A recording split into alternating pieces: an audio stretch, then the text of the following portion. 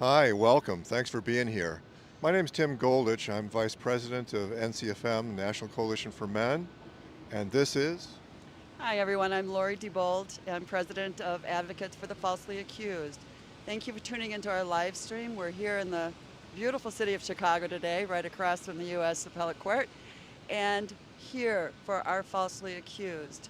So before we get started here, I just wanted to have my special friend, Jamin Wheat from Northern Virginia, sing a special song for us. Let's give it up for Jamin. Thank you. All right.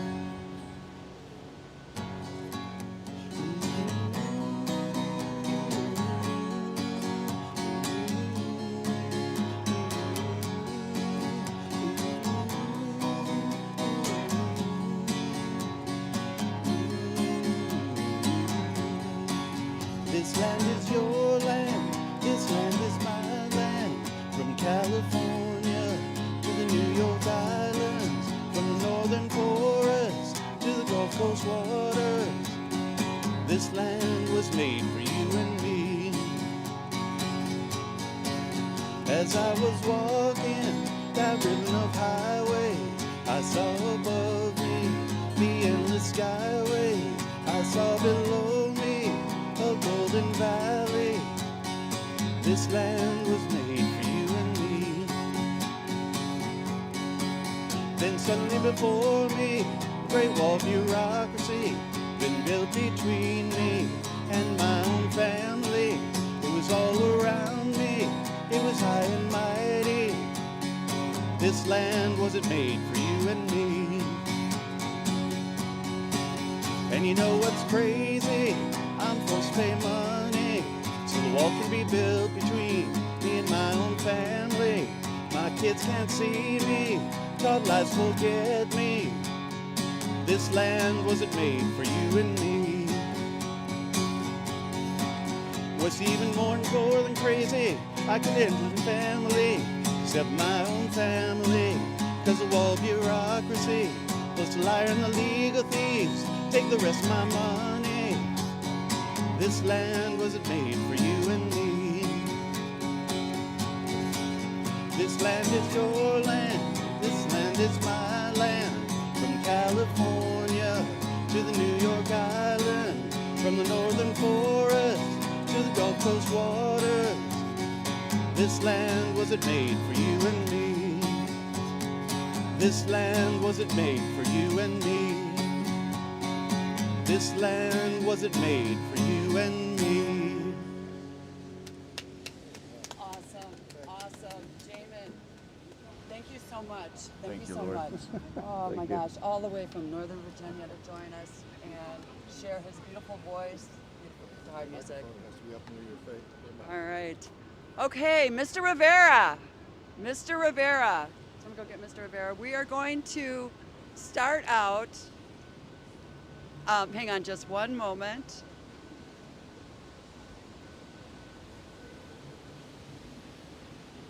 All right, should we move over here to the. Are you ready? We are ready. All righty. Do I need this too? No. Come here, Mr. Rivera. Yes, ma'am. Everyone, this is my friend, Jacob Rivera. 21 years in prison for a murder he didn't commit, didn't have anything to do with at all. Another victim of This detective. microphone, you have to be right up close to it. Okay, thank you. Another victim of Detective Rivera. Just want to say I love you. Thank you for your faith. Amen. Thank you for inviting me. And what I'm going to have Mr. Rivera do is give us an opening prayer, a blessing. Amen. Speak right about Right it. up to the microphone. Right up to the microphone. Mouth right on the microphone. Can you hear me now? Yeah, we have to get up. Father God, we thank you for this morning in the name of Jesus for allowing us to come together as one, Father. We are from separate places, Father, but you allowed us to come together as one, Father, to protest, to show our feelings for a disease, if I could call it, Father, that's happening in the city of Chicago and around the city of Chicago, Father, to disable men and women, for the wrongful conviction of men and women, Father, we ask in the name of Jesus, Father, that you will open the government's eyes, these judges, these prosecutors, open up their eyes, touch their hearts, Father, and show them what they're doing is wrong. And in the meantime, Father, we ask that you will comfort our loved ones, give them the strength and the encouragement that they need to endure in these prisons, Father. It's not the best place to be. And we pray for them as well, that you open up their hearts and their eyes to see that it's the only way to go, Father. They're in a situation where only you can help them now. And we ask, Father, that you will guide us accordingly to your will and strengthen us in numbers to fight, Father, to fight for truth. And that's all we want. We want the truth. We're not asking for no favors. We're asking for justice, Father. And we thank you, we praise you in Jesus' name. Amen. Thank you so much. Thank you. I need to move up this mic stand. We got a lot of tall people coming up, so can I get some help over here? Thank you again, everyone, for joining us in this amazing event for our falsely accused. Men and women falsely accused of murder, of rape, burglary, arson, and a little mic in the face. We're good. Sorry about that. I don't think it can go any higher. Oh, we're good. I We're think you good. need to put this up on the scale. All right. Yeah, can I get some help with that? All right, but let me do this. When I heard the verdict for my son as guilty, I cried. Just on TV, you see the women, the mothers crying in the pews, the benches, in the courtroom. I was that mom. All the evidence in the world was buried, and my son was convicted. But I had to do something. I had to do something. I couldn't sit still and not do anything. I work a couple of blocks from here, and I went outside on break one day in tears. God, help me. What do? I have got to do something. I slowly turned, and there on the side of the building was this sign, and it said, "Forge your own path." I had to laugh, right? That's God. He's going to tell you, get on the path and go. He's not going to tell you everything, right? So have faith, have hope. We are going to get here. We're going to get our innocent people free. And what I'd like to do, one of the people I met on my journey, amazing man, Orion Monroe, writer and director of the Butterfly movie that we've got coming out. Yes. I'd like to introduce Orion Monroe and have him speak with you all.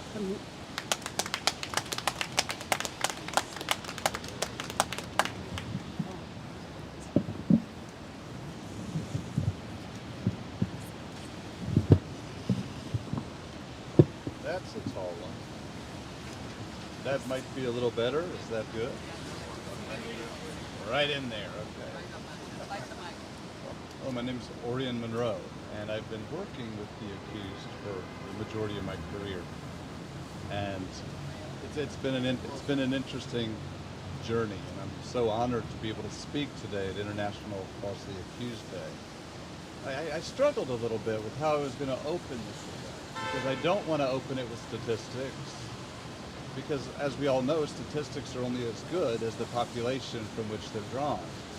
So if I ask a bunch of wealthy people what the meaning of poverty is, that difference is going to be very different from people that are actually living in poverty. So this is not a day about statistics. It's not a day of hate. It's not a day of accusation. As a matter of fact, it's a day of understanding and recognizing the plight of the families and the individuals who have been falsely accused and have sometimes been falsely incarcerated, or not falsely incarcerated, but unjustly incarcerated. You're going to hear a lot of stories today from people that have experienced this, and these are people much more important than me. At the beginning of this journey of understanding the significance of this day, I wasn't even aware of it. And that's something to be spoken for too, is that we're living in a society where we're creating a victim social system where victims can be heard.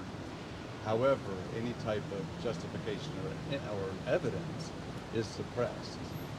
And so we celebrate victimhood, And in doing so, sometimes we overlook the fact that sometimes the evidence doesn't support the accusation.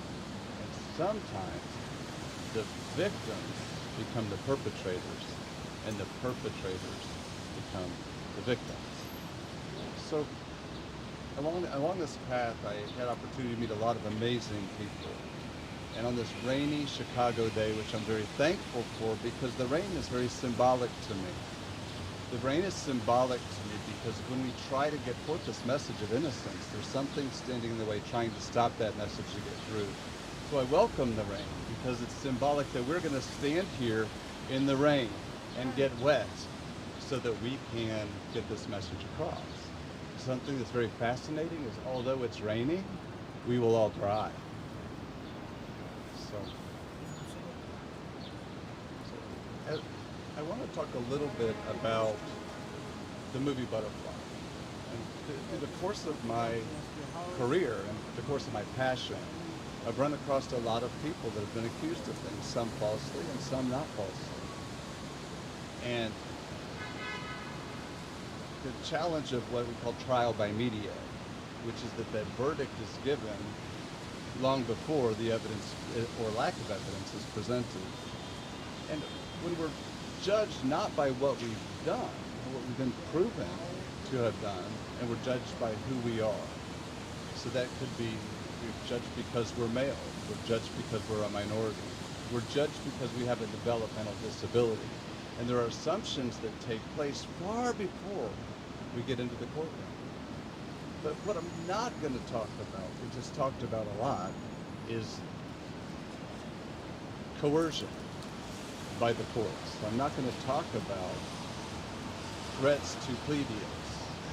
I'm not going to talk about what happens after evidence is presented and it's thrown out because the verdict has already been made. But what I am going to talk about is the Butterfly film, the implication that it has, and the opportunity that it presents for all of us to look at things through a different lens. We've got to take a step back and not make initial knee-jerk reactions to horrific accusations. So Butterfly is a culmination of a lot of people that I've talked to over the years in a professional setting. And their stories and the mental strain that comes not only from an accusation, but also from a conviction. The plight of the families that suffer immensely throughout the process. And also a skewness of the system that supports this issue. Butterfly's about a character named Davis Day. He's a young man. He is a soccer prodigy. He's got a great career moving forward as a potential minor league with great promise to go into major leagues. He's homeschooled and he has mental health issues. He has bipolar disorder, which sometimes causes him to react. Sometimes that causes him to become angry. Sometimes that causes him to be misunderstood. And early in his life, with his very first girlfriend, things go south, and she accuses him of sexual assault on him. With no evidence other than her word, he is arrested and interrogated. And during the interrogation, they're talking to him already at this very early date about what possible prison time he may be looking at. So what does he do? What would any of us do? He hires a really good attorney.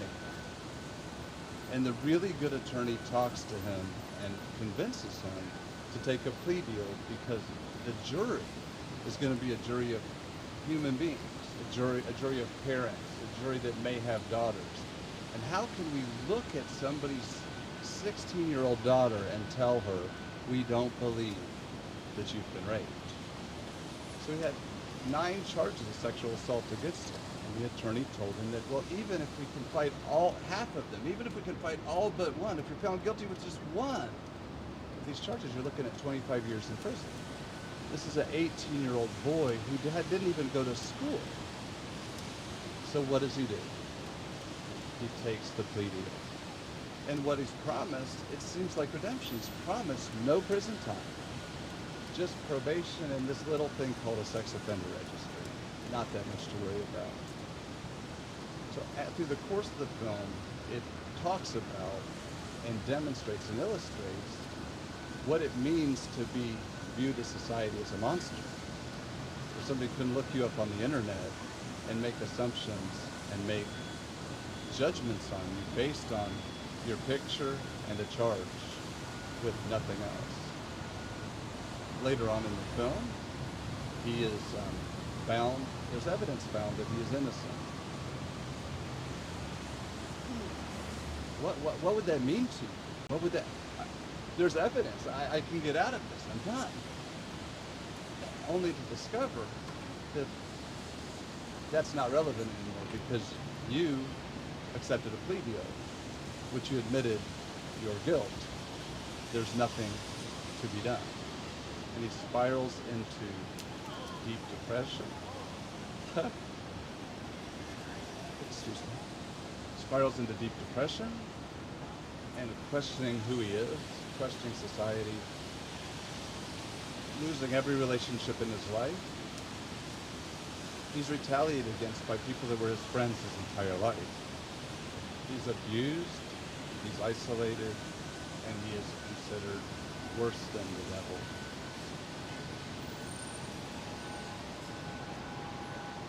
His journey ends not happy.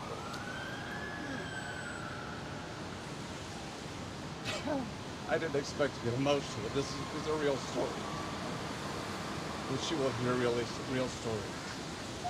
But the end of his journey did not end well, which is very common for a large percentage of people in these situations. What's left when you have nothing? What's left when your entire support system turns against you? What's left when everything that you thought was true is not? And what happens when the country and the system that you always believed in turned out to be not as transparent as you thought it was? So again, I'm honored to be able to speak and to open an opportunity for families and community leaders and advocates and very important people to tell their stories and let you hear the other side and experience their lives through the lens that you can. To step back from the sensationalism. This isn't entertainment.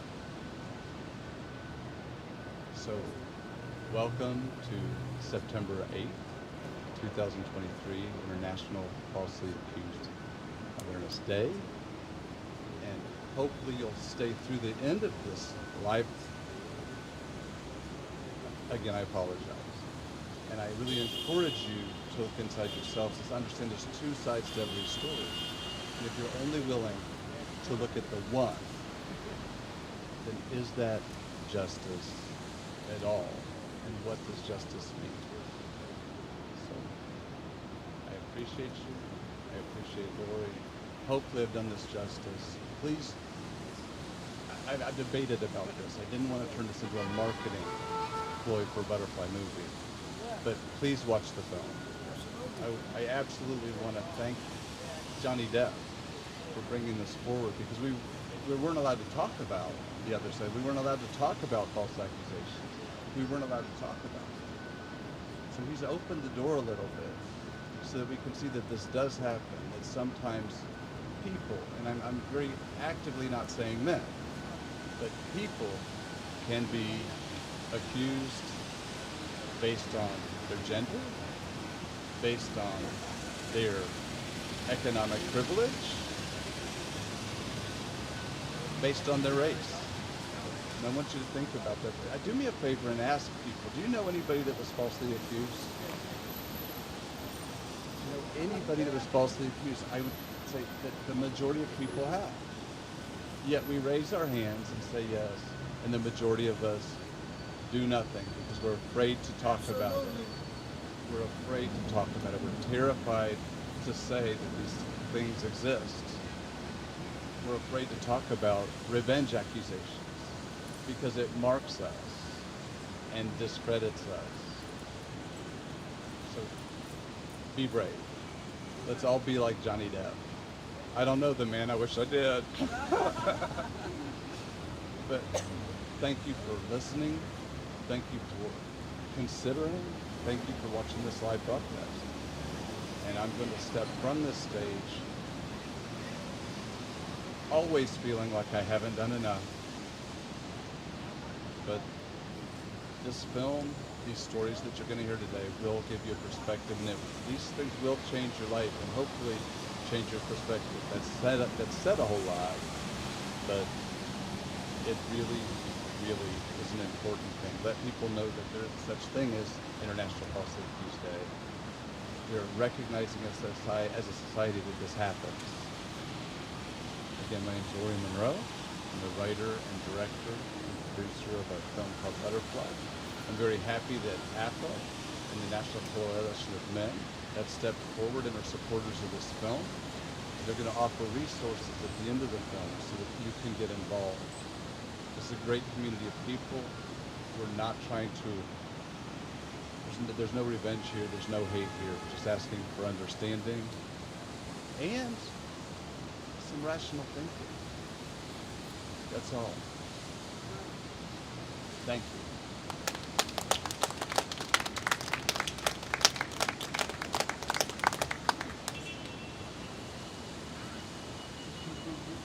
This man works 20 hours a day, sleeps 4. I kid you not. He is so into this movement, right? I've had many people say to me, oh, you know, where there's smoke, there's fire. Sure, yeah, there's fire. But you guys, the smoke is covering up the truth, right? There's a fire here. Our men and women in prison for crimes they did not commit, all right? And as Ori said, we have created a victim mentality here, right? And here's what I want to say to the real victims out there, the ones, victims of rape, victims of murder, and so on. We are with you. We are with you. Your voices are heard by us. What we want to remove is the smoke from the fire. We want you guys to see the truth. There are people that are crowding in, claiming the victim card. I'm a victim. I'm a victim. No, you're not. Not all of you are, and you know it. We are here for our falsely accused. For our falsely accused. I'd like to introduce our next speaker. He is the president of National Coalition for Men Chicago and the vice president of National Coalition for Men. Let's give it up for Tim Goldich.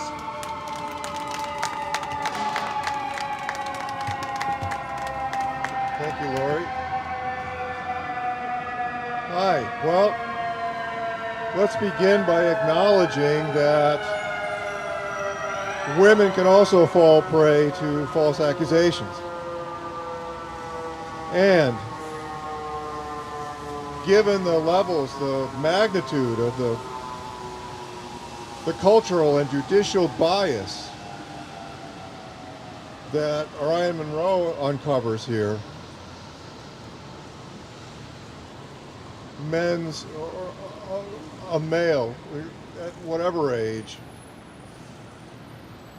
are excessively vulnerable to false accusations. And I think it's important to acknowledge that men are also excessively vulnerable to dubious accusations. That an accusation need not be demonstrably false in order to be petty, unjust, punished way out of proportion. I'll use as an example Al Franken. So back in 2006, Al Franken, a comedian and regular on Saturday Night Live, was doing a USO tour with Leanne Tweeden. And many years later, Tweeden accused him of forcing a kiss upon her. And she wrote,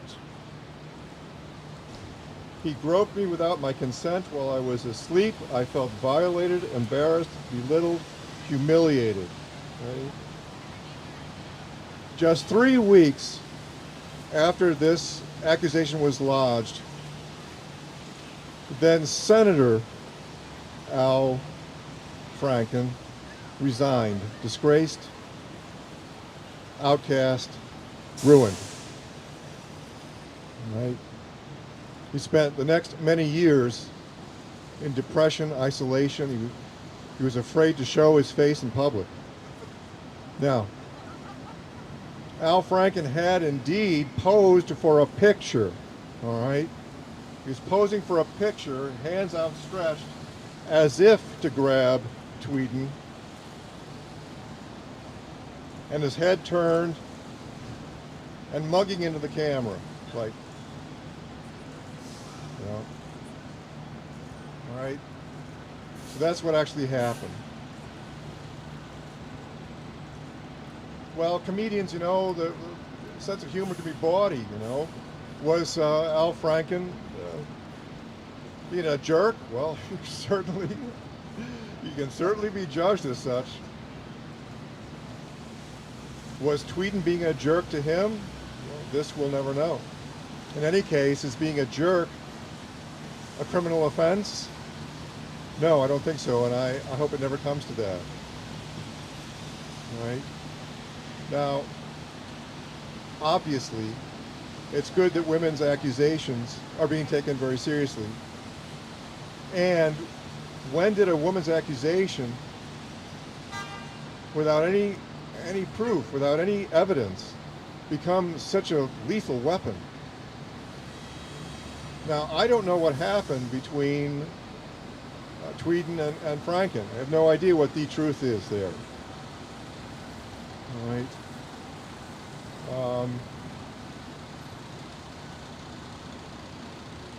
You know, there's just no way at such a distance to know what the truth is in such a situation. Okay. But was Tweeden actually? Did Franken force a kiss upon Tweeden? You know, there's no evidence for it. You know, did Al Franken grope Leanne Tweeden? The picture indicates by the shadows you can see under the hands that Franken had his hands close to Tweeden, but was not actually touching her. Was Tweeden violated as she claimed, or was she just the victim of a practical joke? So again, an accusation need not be demonstrably false to be petty and unjust and punished all out of proportion. All right. So now I'm going to bring us into the present moment. So Spain is in the news these days. And many of you are probably aware of this big media frenzy about this kiss that coach Luis Rubiales gave his star player, Jenny Hermoso. All right. Now again, I do not know what the truth is regarding either Rubiales or Hermoso. Perhaps Rubiales is a terrible person. At such a distance, I do not know. But I do know this. You take that same scenario and you switch the genders and everything changes. Okay, so now we have a female coach and she's in a state of very heightened excitement. Why? Because her team just won the World Cup. Okay? Now expressing an exuberant, affectionate, gleeful, grateful impulse. She grabs his player by the face and plants a big kiss on him. All right? Now, will we believe that this man who got kissed was violated, victimized? You know, was he assaulted by this? I don't think so. I don't think that's what anybody would believe. All right? I mean, besides, isn't a woman's kiss, isn't a man expected to receive a woman's kiss as a good thing? All right, but in any case, so this kissed man demands an apology. Well, okay, so fine. But how would we judge a man who demanded an apology under those circumstances? I mean, really, what do we really think of that guy? And he says, I did not give her permission to kiss me, and so an apology isn't good enough. All right? So knowing full well that lodging an official criminal complaint will cause this woman to lose her job, and that the scandal will cause her will ruin her reputation. It will cause her to be unemployable. It will do great damage to her socially. And yet he goes ahead and lodges the complaint anyway. So now what do we think of this guy? All right? How might we judge him? Self-righteous, maybe, vindictive, hostile, perhaps even hateful. Flip the genders, and in our perception, everything changes. Now, as Orion said, now in our perception, the male accuser has become the perpetrator, and the female accused has become the victim. You see, in our minds, in our perceptions, we now see that the male accuser wielded a deadly weapon, and that the female accused received a fatal blow. Okay. So keep the scenario the same, but switch the genders, and everything changes in our perception. All right, now, there'll be those who will object. They will say, but there's a larger principle here, that women are the victims of misogyny. Okay. Granted. But we're not here today to talk about misogyny. Not today. We're here to do something very rare. We're here to do something that is essentially forbidden. We're here to talk about misandry. We're here to talk about the biases and prejudices that men face. All right, thank you. Thank you. Lori?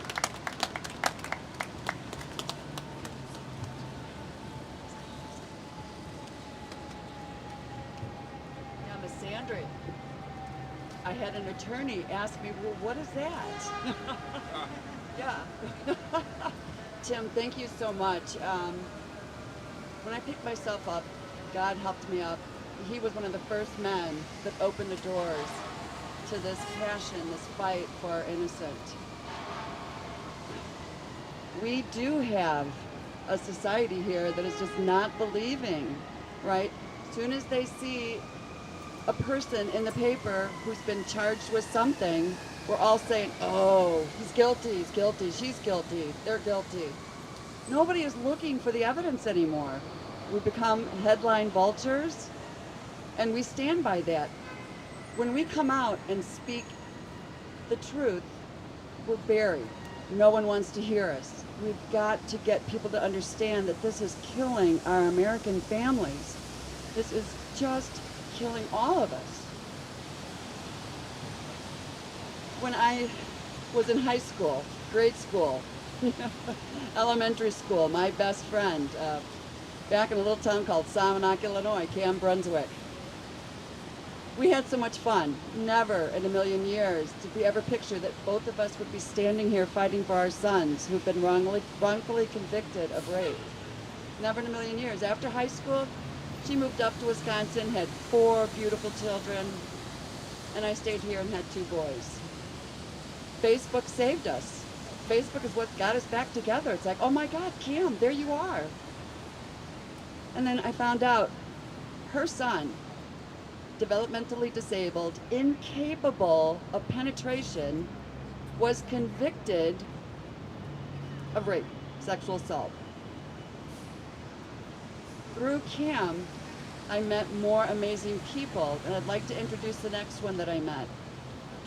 Curtis, you are an amazing young man. I just want to say that you are innocent. We all know that. We're going to fight for your freedom. We're going to fight for Kevin's freedom too. All right, God bless you guys. Stay strong. Carol Nastakis from the, oh my goodness.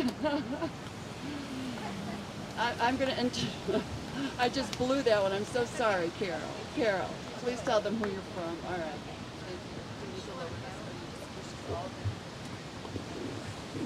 Hi, I hope I can do this without my notes like everybody else. You're all so good.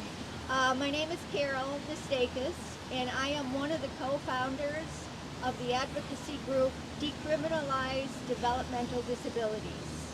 And we advocate and support all the families of people that have children with developmental disabilities that are caught up in the system. Now, developmental disabilities will cover autism, an intellectual disability, Asperger's, Klinefelter's, traumatic brain injury, Down syndrome, to name a few. These are neurological disorders. They are uncurable, and they don't just go away. You cannot make them go away. Now, it's not to be confused with mental illness, although a lot of our developmentally disabled individuals do and can have a mental illness. But we support these families throughout the whole United States, and there are so many families with children with developmental disabilities that are being caught up in the system. Now, it is said that in order to violate the law, you must have criminal intent. But our developmentally disabled individuals are being convicted of no criminal intent, but behaviors that are a manifestation of their developmental disability. And right now, 1 in 36 babies are born with autism, and 17% of our American children have a developmental disability. So the system has to be educated, and the legislators have to be educated, because there are a lot of kids out there that have social problems and that are being caught up in the system. Now, our organization is trying to educate legislators and law enforcement, because a lot of the problems we have with our developmentally disabled is false confessions, because they are not understanding of the Miranda rights and the interrogation tactics that are being used when they are being questioned. So we need to educate law enforcement, we need to educate the legislators, and we need to educate the public, actually, because the public doesn't realize that these people are not committing a crime because they have criminal intent. A lot of them are falsely accused by someone else. A lot of them who want to have friends so badly will be used by people to commit a criminal activity, and they have no idea that they've broken the law. A lot of them will make a false confession just because they want the interrogation to end. And they're told, you can go home if you just say this, and that's what they believe. So we need to protect our vulnerable population. For 1 minute, I never thought that I would be in this situation. We were a hardworking, middle-class family that contributed to society, and then the next minute we were in a nightmare.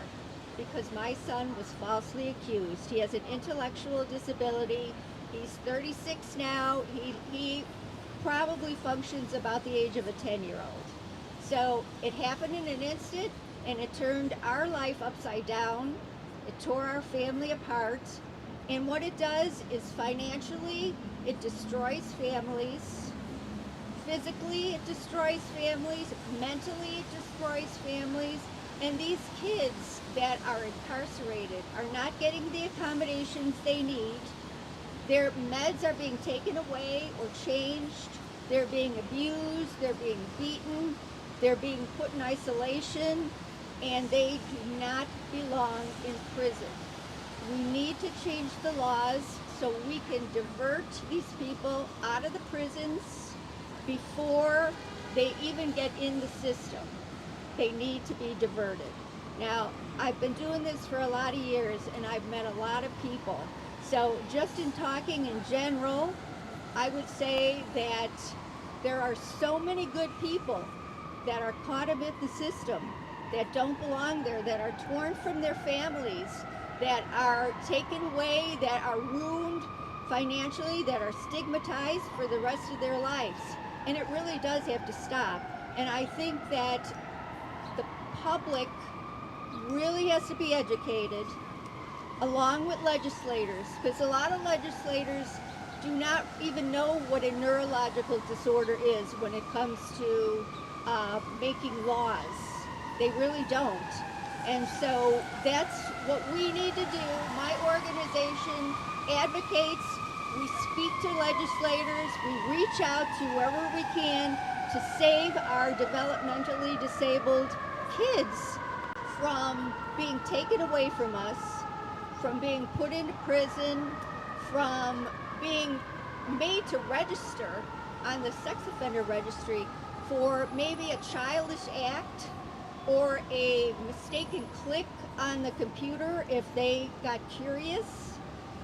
You know, if someone asks them to do something, they can be, manipulated and taken advantage of.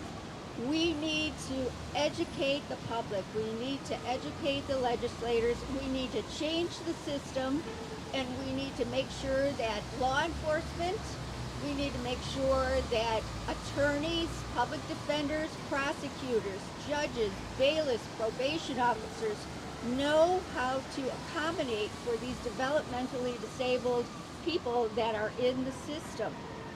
So I'm here today to speak out, and I support all of you, all of us that are going through this, that are falsely accused and put in the system, and our lives are taken away from us, and we need to get those lives back again and speak out, because there's power in numbers. So we need to all come together and stay together and speak out. Thank you.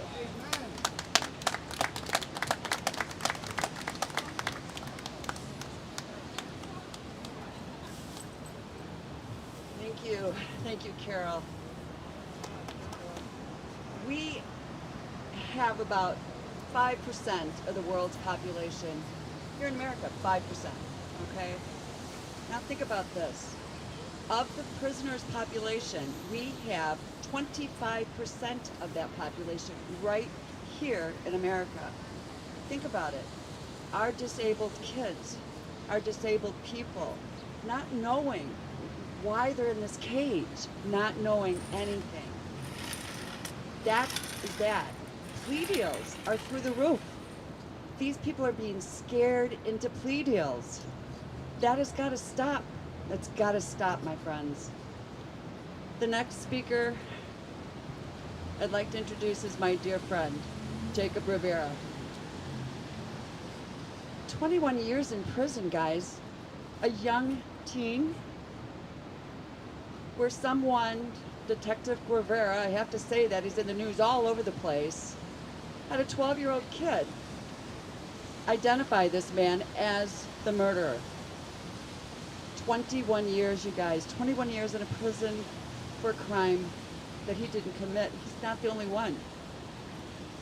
Our police need to understand the impact of getting the wrong person. There was a murder that took place. But it wasn't him. It wasn't him. He paid for someone else's crime. Mr. Rivera, please. Give it up. Thank you. Y'all want to know what truth is? You just heard Mr. Orion. You just heard Ms. Carol. You heard the other gentleman speak. That's truth. That's truth to a pandemic that is hitting our families, our cities, our neighborhoods, our communities. That's truth. I thank you, Ms. Lori DeBolt. I am currently the president of Innocent Demand Justice. We were formed to basically fight against Detective Rinaldo Guevara in Area 5. 43 men, 2 women, has been released so far because of this corrupt detective. We decided that we're not just going to fight for the wrongfully convicted of Detective Rinaldo Guevara. We're going to fight for the wrongfully convicted of whoever. Yes! And we lost so many members because of this. We lost so many members because they were just wanting to fight against Rinaldo Guevara, and I said no. There are so many other people that need assistance and need our support. Ms. Lori DeVoe, she reached out to Innocent Demand Justice, and I reached back to her. Avenues, people, networking. We need to network. We need to reach out to each other and support each other in these causes. As if y'all don't know this, it's a ripple effect. Everybody pays for this. Everybody. We, as the accusers, we get affected by it. The victim's family get affected by it again. Taxpayers pay for it. And still justice has not been served. I mean, I was given a plea deal. The nerve of the state's attorney, Anita Alvarez, to offer me a plea deal. I was sentenced to 85 years. 3 kids, mind you. My daughter was 6 months old when I went to prison. She offered me a plea deal. That if I was to plead guilty, and it was on a Wednesday, my attorney brought this news to me, that if I pleaded guilty to it, I could be home by Friday. What an inviting gesture, no? You're sitting in prison for the last 21 years. Who wouldn't want to go home? I told her I couldn't take that deal, Miss Alvarez. Not only because I didn't want my freedom, what about the victim's family? Did we forget about them? And you're willing to plead deal with me so I can go in front of a judge and say, yes, I killed your 16-year-old son for my freedom? I said, no, thank you. I appreciate the offer, but I got to refuse that. And mind you, I had 20 plus years to go in a maximum security prison. And I was willing to go back to do that time because it's not fair. It's not fair that they can sit on their high horses and sit down and look upon us and judge us and say we're no good, we're not right. But we're no good, we're not right. You're the ones wrongfully convicting people. Disabilities, as Miss Carol, who would have never known? You know what I mean? I never knew this was happening. That's why it's important to network. There was 26 documentations found in police headquarters, in the basement, in the file cabinet, that said I was not the shooter of this crime. Why was it hidden? What was I doing that the detective had to come and get me at the age of 24? You know what I was doing? I was trying to help my community in Humboldt Park. We were trying to raise awareness about the gang-related shootings, the drug problems. The cities gave us money. We had a community center providing education to those young kids who dropped out of high school to get their GED. We had teachers from Malcolm X College helping to teach these kids. We were doing so well, the city gave us more money to open up a recreational center. And guess who was in charge of that? Voila. Do you think the Chicago police wants these type of events and these type of things going on in our community? Absolutely not. They don't want them. He walked in there and asked me who was involved in this community center. I said I was. 2 months later, I was convicted and charged with first-degree murder. 26 documentations that said I was not the killer, and spent 21 years of my life. I would not give in to him. I would not. We have to understand, brothers and sisters, that if we don't stand together, they're going to do whatever they want to do to us and to our loved ones. Whether if you're white, black, Latino, Asians, they're going to do it. And if we don't say something and do something, again, they're going to continue to do it. We fight all day long. In that building right across the street, for a whole month, filed my civil lawsuit against the city of Chicago and 12 Chicago police officers. I won that verdict against the city of Chicago and these police officers. I'm through with my case, people. I'm through. I get anywhere from 5 to 10 calls a day from the prison. Hey, can you call down here because Legionnaire disease was found in the water in Stateville? Legionnaire's disease? I mean, what are they doing to our loved ones down there? As Miss Sister Carol has stipulated. They're mistreating our loved ones. You've been judged by a court of law. Don't make no sense that we need to continue to be judged once we get to the prison system. No health care. Do you know how much it costs us to incarcerate one man, one woman a year? It's almost 37, if not more, $73,000 a year. And guess who pays for that? You do. Our tax dollars. And then we keep complaining about closing out schools, not paying the nurses, not paying these are people who take care of our communities. The teachers that teach our kids. We don't have enough money because we have to pay for these wrongful convictions. I told the citizens of the city of Chicago, if y'all still want to keep paying out of your tax dollars for these wrongful convictions, don't say nothing then. But I'm going to guarantee you this. This is a guarantee. You can suppress the truth all you want. It's going to come back and bite you in the ass. I guarantee you that. And we got 43 men and 2 women who can prove that fact. It's been delivered because of this detective. And it goes on. There is other detectives involved. And I do not understand why. Why do you have to lie about something? Speak the truth. Speak the truth. If I'm doing something wrong, then that's what you charge me with. Don't charge me for something that I didn't do. You know that this love with a 16-year-old kid in my case shot 9 times. No gun, no physical evidence. He had a 12-year-old boy who said, I did it. 23 years later, they find this young boy.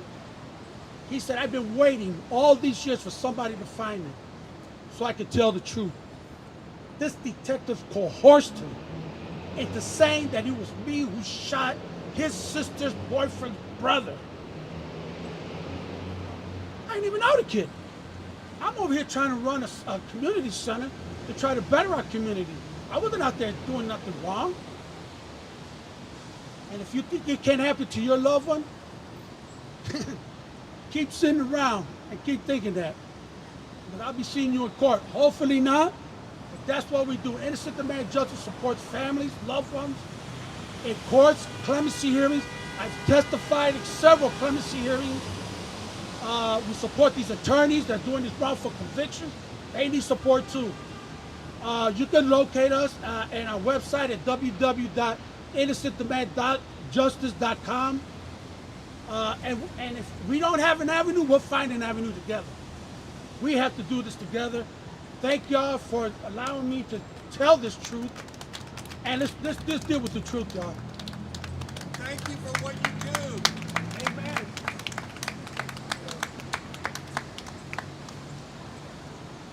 Mr. Rivera, thank you for not taking that plea deal. Thank you for being one of the stronger ones, willing to risk it all, and you did exactly what you needed to do. Speaking of plea deals, in my son's case, after he was convicted, wrongfully convicted, State's Attorney Eric Weiss said, all right, this was before sentencing. He said, all right, if you guys promise not to appeal, we'll look at a lower sentence. My son said, no way. We're going to fight this. I looked at him and I said, we're going to fight. We're going to fight hard. Every penny we've got, we're going to fight hard. This truth is true. It's truth, people.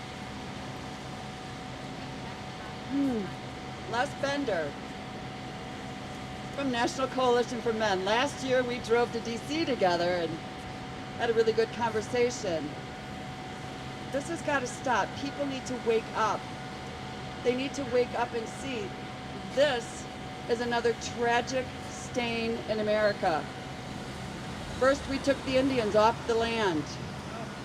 Then we had slavery, which I know still exists today. We had the Japanese internment, forced all the Japanese into camps during the World War.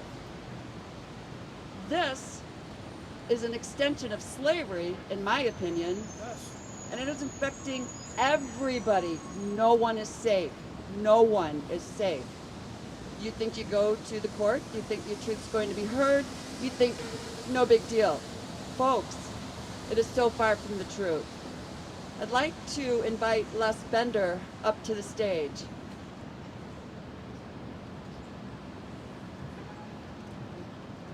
Thank you, Les.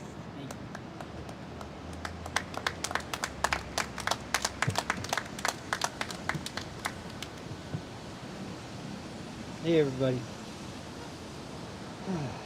I had to prepare this so that I didn't just go off on a tangent.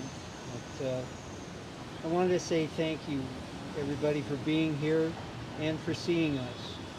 And I wanted to speak about my experience as someone who was falsely accused of sexual harassment in the workplace. It never became a court case, of course, because that would have required evidence and would have given me at least the appearance of a defense against the accusation. In fact, I can't even reveal the name of the company where this happened or the names of any of my accusers. I was simply approached by Human Resources, told they were aware of what I was supposedly doing. They didn't care to hear anything I had to say about it. I was let go, but I was given a small severance in exchange for waiving any right to legal action against the company and a non-disclosure agreement. About a year later, I was working in a different industry and happened to run into a former co-worker from the company. She filled me in on what had happened to the accusers, that they were fired for embezzlement. Very simply, I was in the way of their theft by protecting the company, and because they chose to falsely accuse me of sexual harassment, that same company quietly got rid of me. This was one of many bad experiences during that part of my life, some of which were made worse because of it. There was a strain on my marriage due to the loss of that job, and because I couldn't tell my wife the truth. To protect her, I had to make it look to her like I just lost my job because they didn't want me anymore. And it helped to set a pattern in place that would bring that marriage to an end and return me to a mental health struggle that I had worked so hard to overcome. Now the good news for me is that I came out the other side mentally healthy and reasonably stable and happy. But what happened to me is one of many things that allows the most vulnerable men to be targeted and persecuted both in and out of the court system. Not just the false and malicious accusations against us, but the apathy and indifference we face too often from people around us. People we work with, family, friends, and our communities. Things are changing just lately, but it's slow, and it takes a lot out of people like Lori and the advocates for the falsely accused, everybody who's here today. But we're persistent and determined. Many of the men I'm here for today have found others that really care about us and have helped us come out the other side. But way too many of us are still alone, still defenseless, and still powerless. This group is here today for them. I'm here for them too, but also because even though I'm doing all right, I can see the effect this injustice is having on our communities, our families, and even our workplaces. Mistrust, resentment, fear, and apathy tend to accrue. It just keeps getting bigger and harder to ignore. And the people, the power structures, and institutions that have a vested interest in keeping this injustice in place tend to push back hard. They demonize us in the media, in the court system, in the public service systems. They try to keep us set against each other by race and class, by our politics and by our viewpoints. So we do our work for them. They focus their actions against the most vulnerable of us, the marginalized, the disempowered, and the invisible, and often those of us who are the easiest to hate, because you are told to hate us.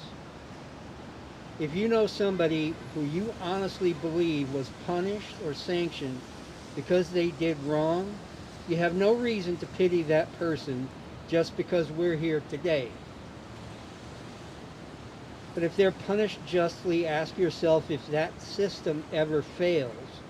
Ask yourself if it could ever fail you or someone you care about. Ask yourself if, since so many wrongdoers go unpunished, and they do, how is it everybody believes that everyone that does get punished is guilty? And that anyone making an accusation is telling the truth just because they're making the accusation. And that they could not possibly have any other reason to do so. I've heard a lot today from people here who probably speak better to what's going on in the court systems and in our communities than I can. Everything that happened to me happened behind the scenes and under wraps and without any exposure.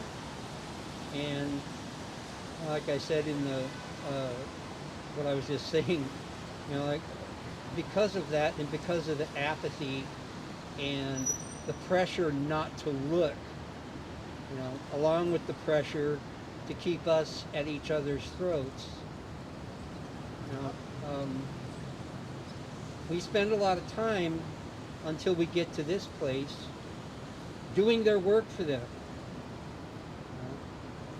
Mostly because of what we don't say, what we refuse to look at, what we're afraid of.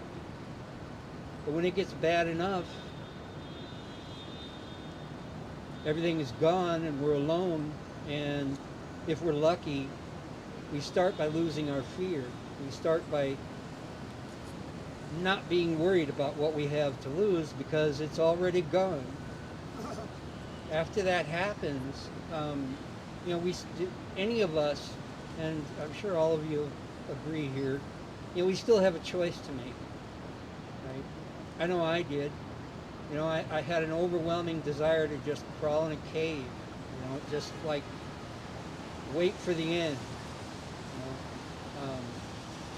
But you know, then just some other part of me spoke up a little bit and said, you know, if all I do is just wait for the end and give up and give in, the end will come sooner than later. And You know, that'll make things all right for me. All my problems will be over. But, you know, I just can't stand the idea that I leave out of here without even trying to do anything for anybody else. You know? After I shed the shame and the fear and the sense of being alone, suddenly I woke up and found out that I wasn't alone. I had no reason to fear, and I didn't need to be ashamed, but I had to do that outside of and away from all of that pressure.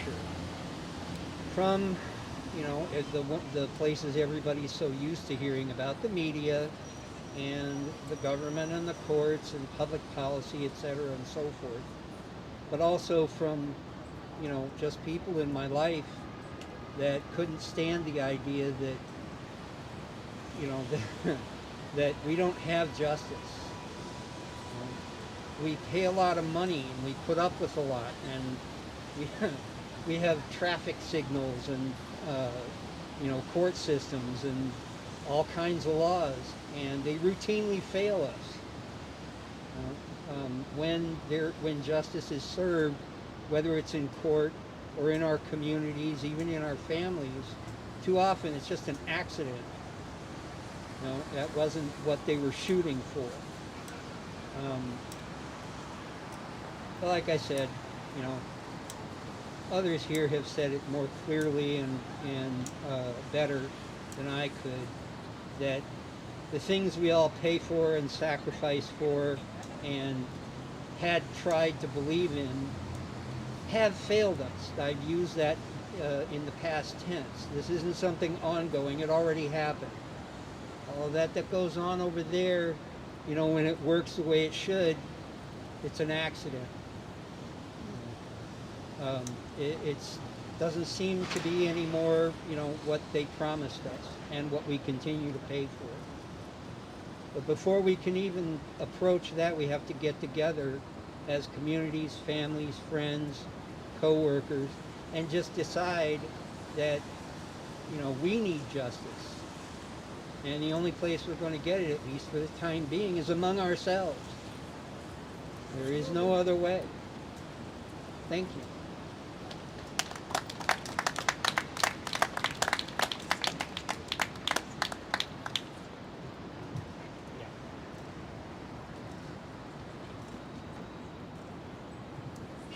Thank you, Les. Thank you so much. There's a couple of things I want to talk about before I bring our next speaker on, and that's sexual harassment training in the office.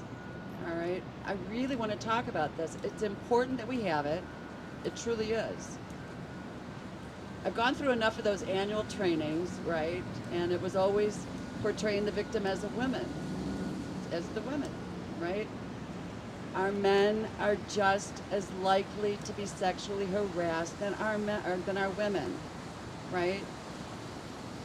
I raised this and I said, can we please stop having these scenarios where the women are the victims? Men are victims too, all right? The point of this is speak out when you see something, right? What's the old saying? If you see something, say something, right? Yes.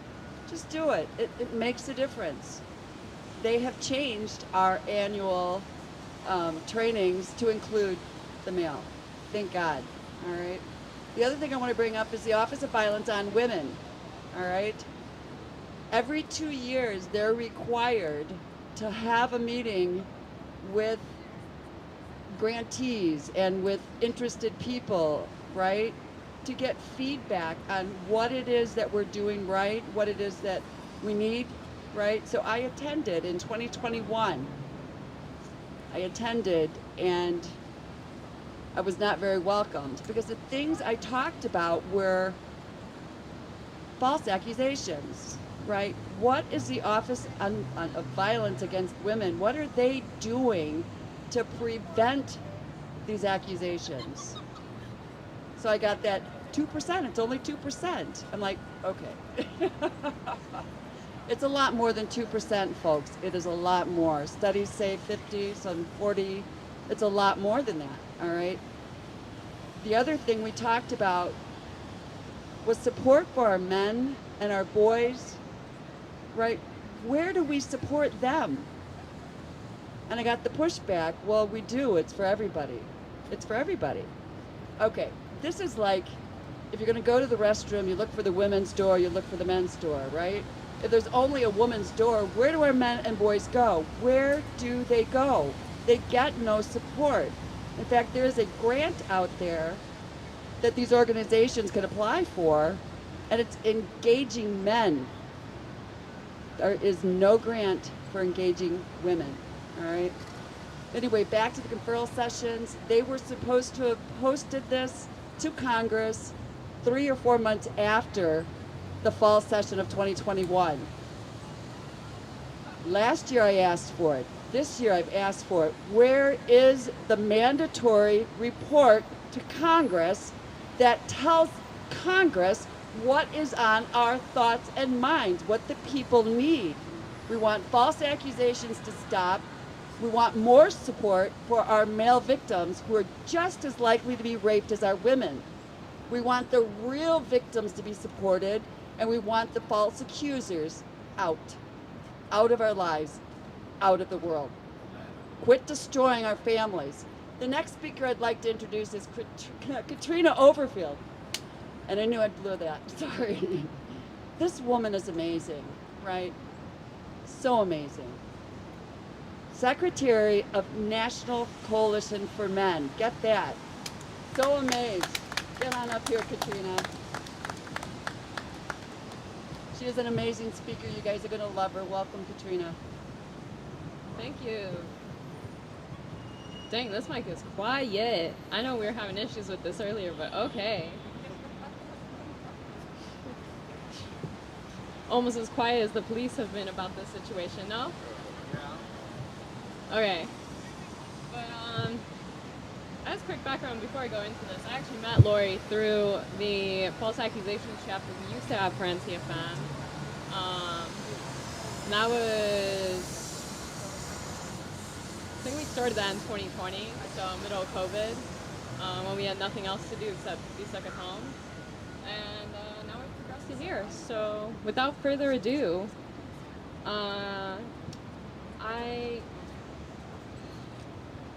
So how I met Lori with this, and this is related, I have my own friends that are falsely accused.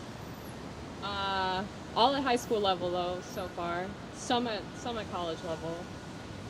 And they have gone through so much, and there was nothing to help them. And, you know, the interesting part is that within all of this, you can never define a false accusation. No one ever asked the question, how do you know a false accusation is false? No one has ever asked the question, are you telling the truth to a victim? That is not the first question that comes out. It goes, what did the person do to you?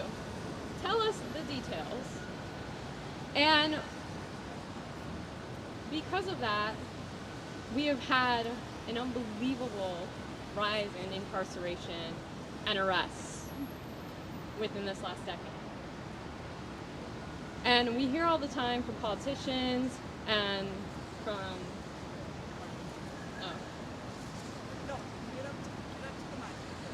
okay. I'm just trying to make sure this thing doesn't hit me. Damn, this is close. But the real question of the century, question of the decade, honestly should be question of the century, but apparently we were too late on that because we've been having this for the last 100 years. But the real question of the decade, since now we're finally taking attention to this, is how are we defining false accusations? How do we know what they are? What is the percentage of it? Now, first of all, before I start this, please note that the current saying is that there isn't any exact percentage for the amount of false accusations, but it is believed and quoted by multiple sources to be about 2%. Now, this is where this is going to be a long journey, because I have a lot of stats here, so if you don't like numbers, I apologize. Bear with me, but I do have something that should help you out. I got an ABC here. To simplify this, A for accuracy, where, because I have not seen it yet. B for BS, and C for can't count, because once we're done with this, you're going to wonder what they're counting, because it obviously ain't people. So starting from Prison Policy, which is a website that focuses on finding different reports to try and get more accurate numbers on the prison population, because have you ever gone to the Federal Bureau of Justice? First of all, that stuff has not been updated since like 2021. Secondly, I don't think they know what they're doing. Like, they really, really are. The numbers ain't numbering. So Prison Policy gives a stat of 1,047,000 people in state prisons as of 2023. 656,000 of those individuals are being held for violent offenses such as rape, sexual assault, abuse, murder, robbery, and manslaughter. 514,000 individuals are in local jails. Out of that, 427,000 of those individuals in local jails have not yet been convicted of a crime, but they are being held anyways. And then federal prison is said to have about 209,000 individuals right now. Pretrial detention has nearly doubled our jail population. It's also doubled in the last couple of years. Pretrial detention is those local jails I've been telling you about. And even the Chicago Tribune noted themselves that our prison turnaround has almost tripled because of pretrial detention. That is overflowing the local jails, ends up in state prisons, and other factors. Now going on to a government source, the Federal Bureau of Prisons. This is where the math ain't gonna be mathin'. Found that 147,519 people are in federal prison as of September 2023. Yet also they said in 2023 so far, they say about 27,887 inmates have been released. Yet another page, told you math ain't mathin' here, they split the population by ethnicity. It says the amount of inmates who are Hispanic are 47,006 people, and non-Hispanics are 110,855. So that ethnicity total is about 157,891. That's a lot more than 47,519 that they claim are the total. Okay. As I said, Bureau of Justice only had up to 2021. And they also had the same issue where if you split it by ethnicity, suddenly there were 20,000 more people that apparently poofed out of thin air, ended up in a prison cell. The Illinois Department of Corrections, I will give them some credit for this. They have their numbers straight, somehow. Say there's 30,062 people taken into custody of the IODC in June of 2023. And out of it, 1,434 people had a turnaround and went home the same day because they couldn't find many credible sources or certain things were found to be false. That's just the prison stats. So you're arresting people, you're putting them in local jail, you're sending some in prison, and once you're ending up home. Okay. Now let's go to the accusations that I'm talking about. Brown University didn't even do a study on this, by the way. Their reports, your surveys, found 2 to 10% of sexual assaults or false accusations. A survey. The National Sexual Violence Resource Center reviewed different studies.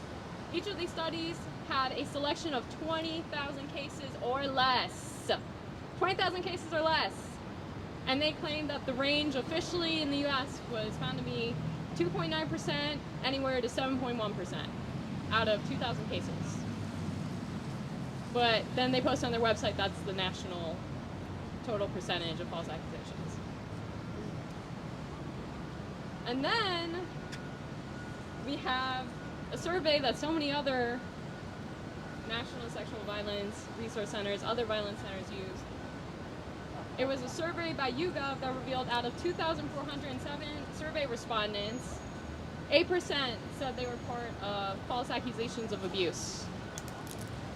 And so that's how they came up with the 2 to 10%. Now we're going to talk about exonerations. This is where it gets more interesting. The National Registry of Exonerations has a graph which stated the contributing factors to an exoneration. False accusations and perjury made 63% of exonerations. So how in God's name did we end up with 8? Please, Jesus. False confessions made 12%. And let's be honest here, it's probably more. They also had a chart that showed contributing factor by crime. For sexual assault, false accusations made 45%. For homicide, false accusations made 72%. And for drug possession, false accusations made 64%. So, you're telling me false accusations are only 8%. You're telling me you don't even know your own population that's currently in prison. And somehow magically 64% or more of our exonerations are because of false accusations. The math ain't mathin'. The numbering ain't numbering. The stats ain't statting. The figures are not figuring. I would like somebody working in the Federal Bureau of Justice or anyone else to please answer what is going on here. Okay? How are you calculating this? Where are you calculating this? The academic people studying this, where are you getting these numbers? Okay, the statisticians are crying here. People want to know. Exactly, thank you. People want to know where this is coming from. How are you putting a figure on the amount of lives that you put in a cell every single day? How do you put a figure on all the pain you are causing by taking that person away from their family? How are you putting a figure onto any of this? Where are they coming from? And how come no one has the answer? Too many people are ending up in prison. We are seeing some of the highest incarceration rates. And nobody's asking the question, well, what counts as false? What are we doing wrong? It's what did you do? Here's a better question. What will you do? Thank you.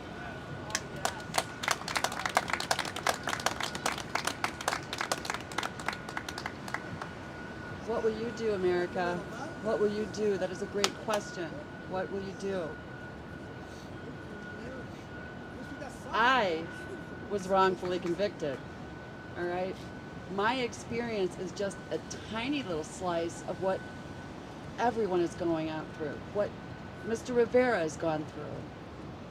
I was telling the truth and investigating and trying to get more information so that I can get my son free. My son's accuser didn't like that. She didn't like that at all. She hauled me back into court to get an order of protection for no stalking against her. I'm like, stalking? I'm freedom of speech. I'm talking. I'm trying to get information. I'm trying to raise awareness of how easily it is for anyone to be wrongfully convicted. That's all I was doing. I thought it was ridiculous. I went to court without a judge, thinking, the judge is going to see this. It's crazy. I wasn't stalking her. She was going into my Facebook and into my Twitter account and saying, oh, she's saying all these bad lies about me. No, I wasn't. This was the truth. This was the truth. When the judge looked at me and said, oh, I commend you for standing up for all of these falsely accused people, but you aren't going to do this anymore to this woman. And I lost. And I'm like, you've got to be kidding me. You've got to be kidding me. And he said, by the way, I'm going to put it in the order that you can't talk about this story and involve Amber Picorni. I'm like, you've got to be kidding. You've got to be kidding. My freedom of speech was shot down. I appealed it.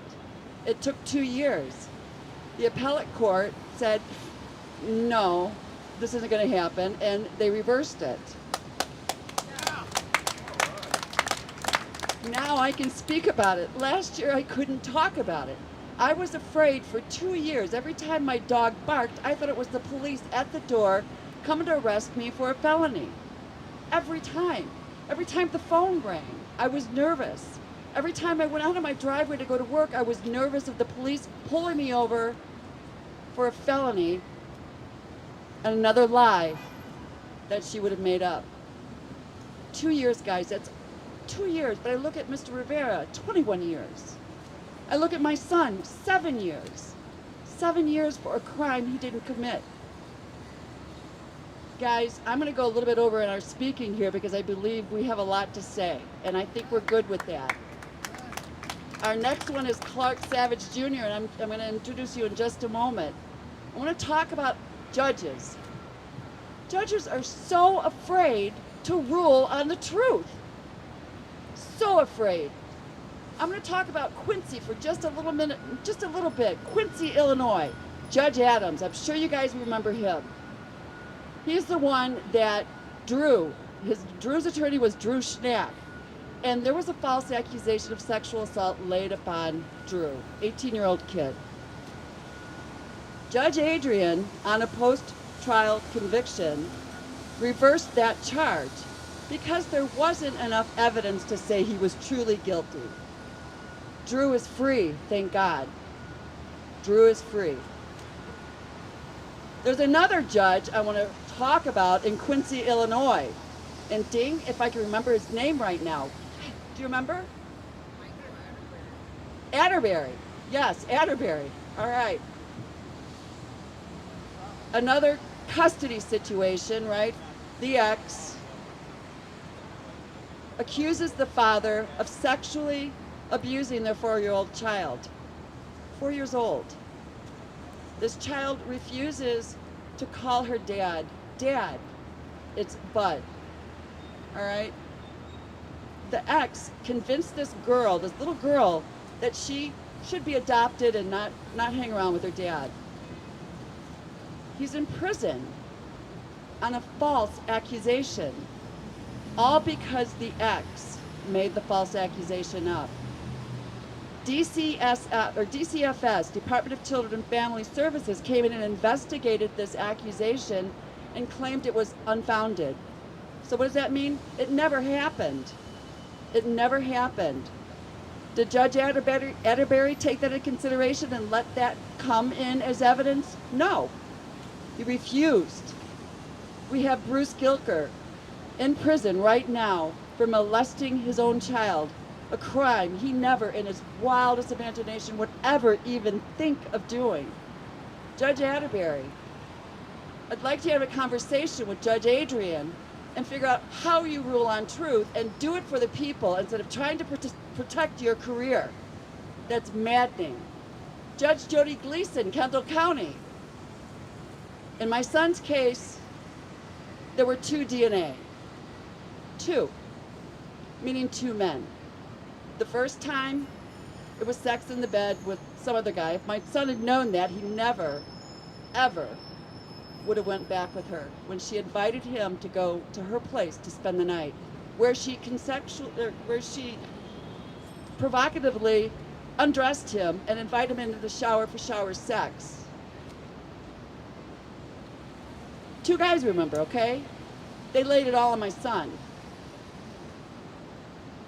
When there was a witness on the stand, she was asked to point out the defendant. We can only imagine that she was talking about the first man, right? Okay.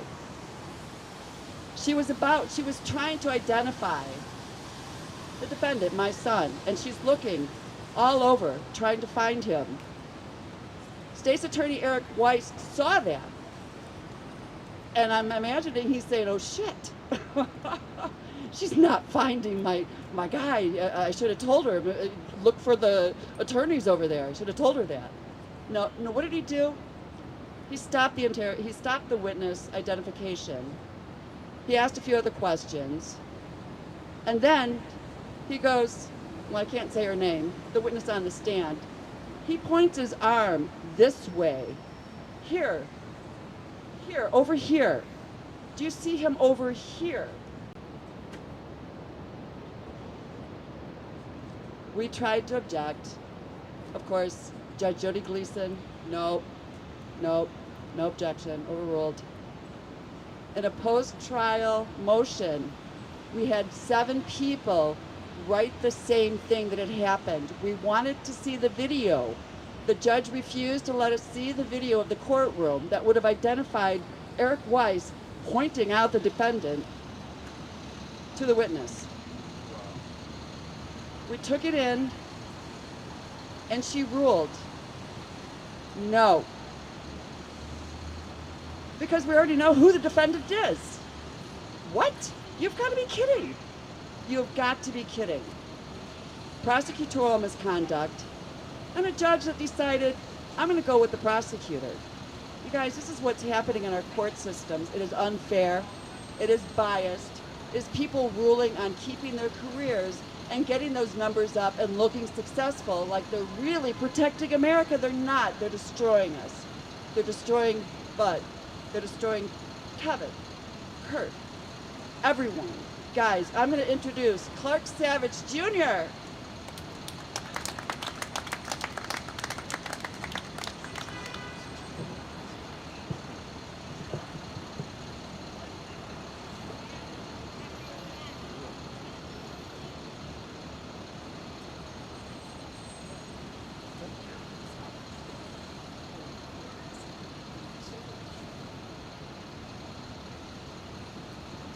Good afternoon, folks. Can you all hear me okay?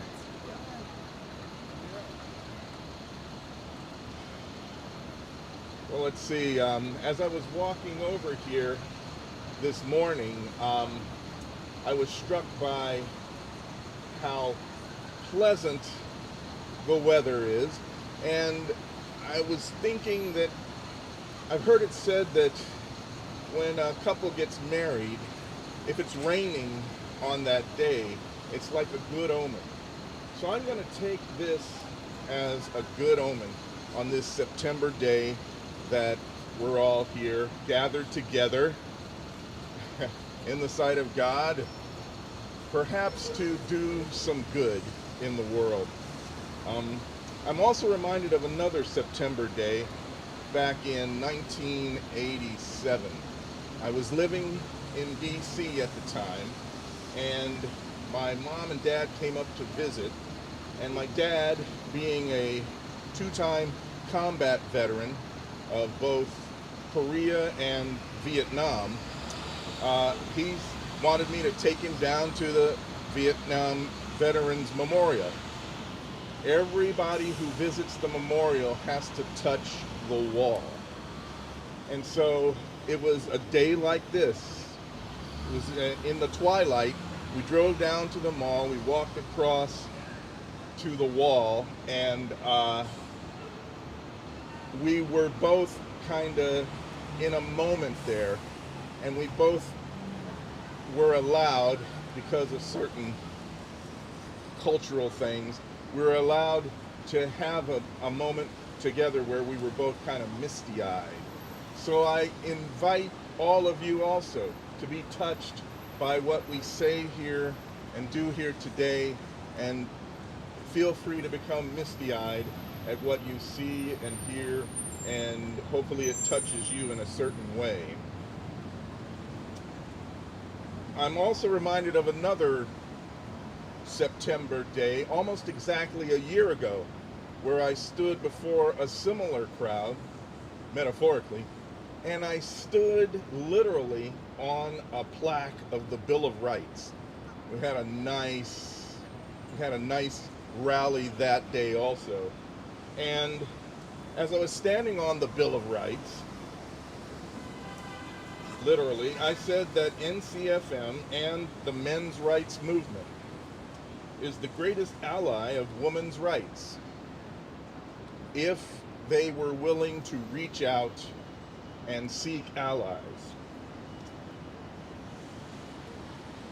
We'll see how that goes. Today, I'm here to coin a phrase from Becker and Fagan. Today is the day of the expanding man. So I'm going to expand on that issue of allies and men's rights as it pertains to false allegations. And I'm not just talking about my waist girth and my expanding it. What I'm going to say is truth. It's not my truth only, it's everyone's truth. it's history. It's not just his story, it's our collective story as a people here on this continent. And I'm here to tell you that MRAs and BLM activists should be collaborating, and that men's rights are human rights. And the history of false allegations is CRT, the acronym that is usually referred to as critical race theory. But perhaps more accurately, the history of false allegations is critical gender theory.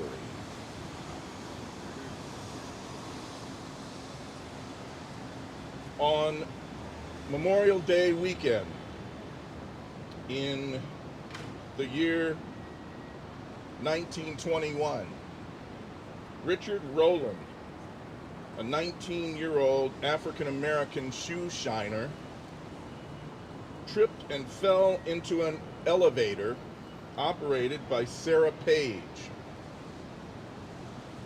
a European-American woman approximately 17 years of age. He was charged and arrested with assault in Tulsa, Oklahoma. His cohort, learning that a mob of European American men were descending upon the jail that day to take him out and lynch him, defended him. Now, some people might want to call that toxic masculinity, but I got a whole lecture about toxic masculinity that is the same type of misappropriation of terms as is incel. I can talk about that all day also. So his cohort, Mr. Rowland's cohort, surrounded the jail and exchanged gunfire with the mob that was going to come and lynch Mr. Rowland. And that was the beginning of what is now generally referred to as the Tulsa Massacre. That exchange of gunfire between a number of African American and European American men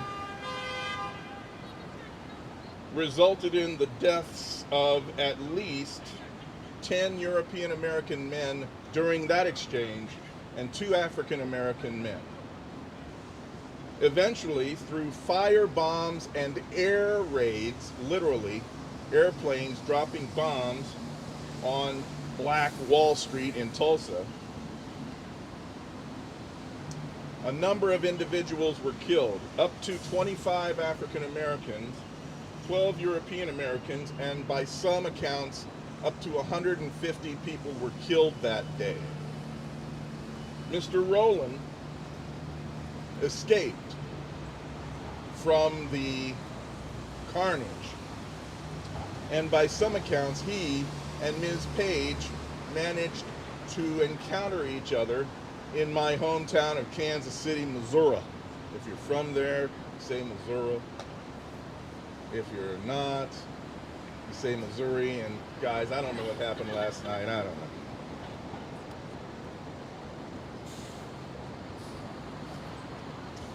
They apparently managed to become reunited and perhaps cleared the air between them in the year 1967 in Kansas City, Missouri. But that's our history, and that's CRT, and that's critical gender theory. And perhaps we can imagine that they became allies. Joseph Spell, in December of 1940, was accused of the sexual assault of Eleanor Strubing. Through 17 hours of interrogation, where he was not allowed to have a lawyer, he eventually acknowledged that they had sexual contact, but he continually denied, even though police accounts said that he did. He continued to deny that he raped her. A jury trial, talk about swift justice, talk about the Sixth Amendment guaranteeing a defendant of a speedy and fair trial. This was speedy trial. So in January of 1941, he was found not guilty by a jury. His defense attorneys were some guy named Samuel Friedman and some guy named Thurgood Marshall, CRT. Emmett Lewis Till, in August of 1955, was accused of impropriety with a European American woman. Mr. Till was a boy. She was an adult female. He was hung, shot, and mutilated. CRT.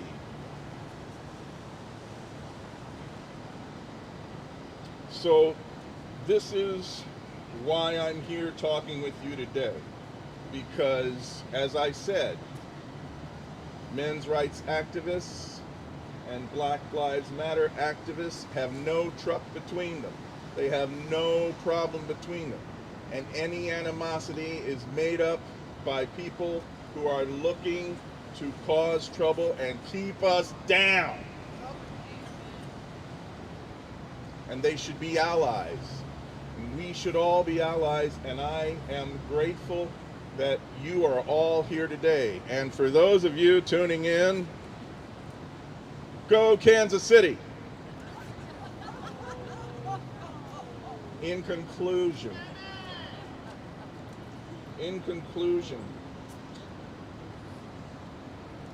I want to say I'm grateful to be here today to remember my father on a September day in 1987. Remember last year when I was talking with another group of similar individuals, and I'm grateful to be able to lend my voice to making a world where my 12-year-old wonder kid can grow up in an egalitarian society. Thank you very much.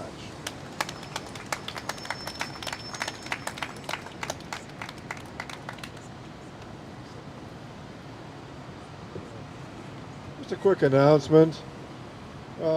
At 5 o'clock, we're all going to meet at a restaurant called Elephant and Castle. It's at 111 West Adams, and you're all welcome to join us. Thank you.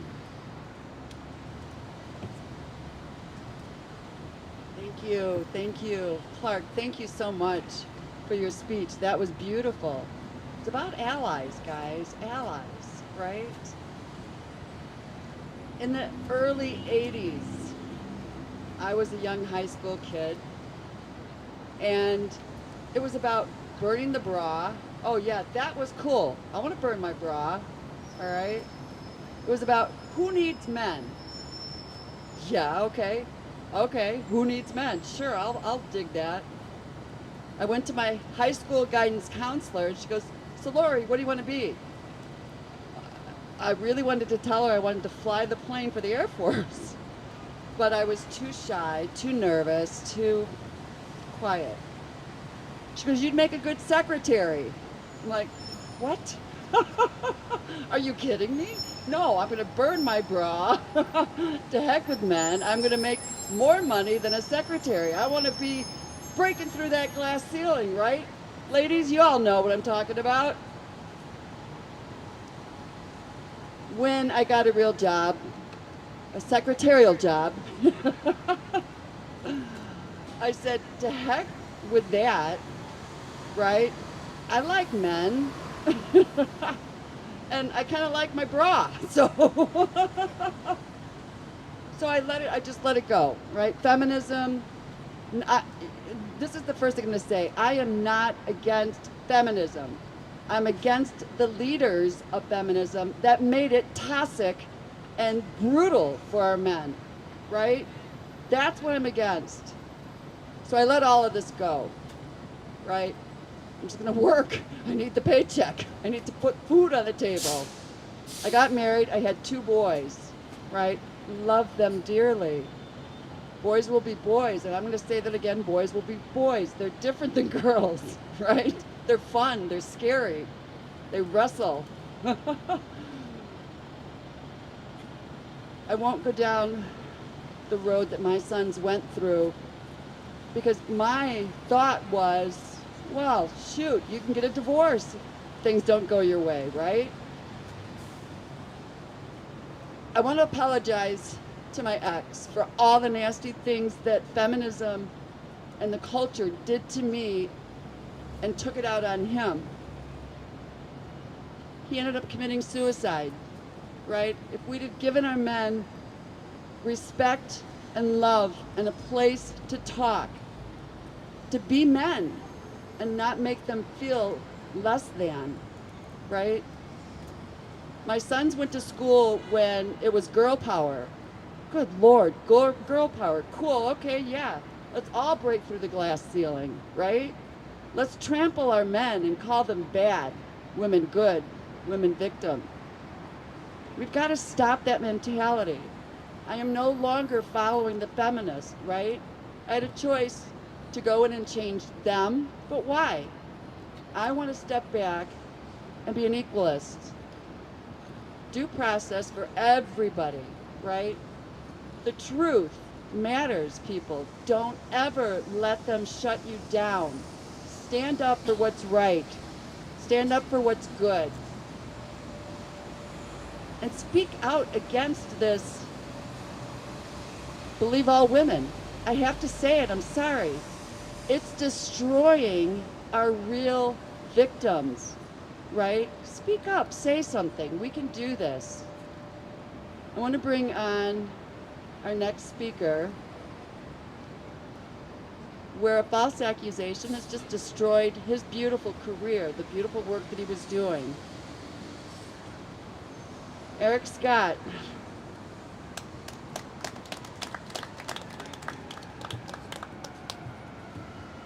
Thank you, everybody, for being here. My name is Eric Scott, and you'll forgive me. I wrote what I wanted to say because I didn't want to miss anything, and I wanted to make sure I was clear in what I was telling and saying, because it's my truth, and it's the truth of what our nation and people around the world are going through. I am the former 3-term duly elected mayor of Brookshire, Texas. I am and my family is a victim of 2 false allegations and 2 false arrests. As a matter of fact, my mother almost lost her life after Joel Eisenbaum of NBC affiliate KPRC Channel 2 of Houston, Texas, which is a Graham Media Group station, assailed her at her home. The false allegations against me were made by employees of the city of Brookshire, and they led to 2 terrifying arrests. During the prosecution of one of these, Waller County, Texas District Attorney Elton Mathis's office literally applied a 19-year criminal history of a man from New Jersey where the crimes were committed to me. And that false assignment was put on a Facebook page at almost the immediate moment that my attorney found out about it. In that case, I was found not guilty unanimously by a jury in less than 30 minutes.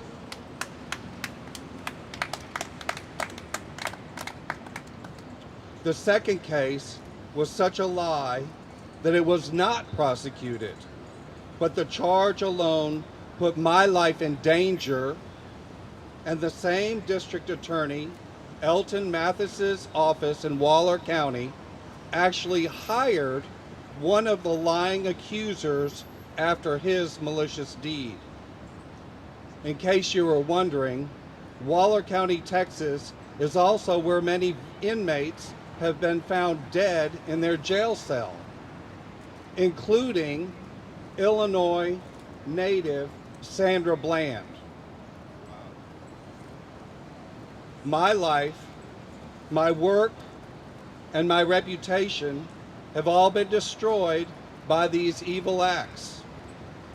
To this day, my mugshot, even though I was found not innocent, is still being published on Google, and furthermore, hideously, the publishers are profiting by it, by alongside it selling advertising.